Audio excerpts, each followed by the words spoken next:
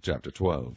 The burden of the word of the Lord for Israel, saith the Lord, which stretcheth forth the heavens, and layeth the foundation of the earth, and formeth the spirit of man within him. Behold, I will make Jerusalem a cup of trembling unto all the people round about, when they shall be in the siege both against Judah and against Jerusalem.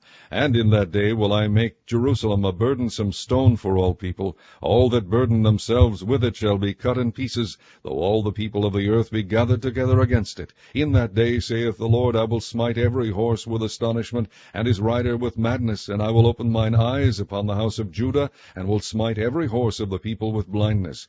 And the governors of Judah shall say in their heart, The inhabitants of Jerusalem shall be my strength in the Lord of hosts their God. In that day will I make the governors of Judah like an hearth of fire among the wood, and like a torch of fire in a sheaf. And they shall devour all the people round about, on the right hand and on the left. And Jerusalem shall be inhabited again in her own place, even in Jerusalem. The Lord also shall save the tents of Judah first, that the glory of the house of David and the glory of the inhabitants of Jerusalem do not magnify themselves against Judah.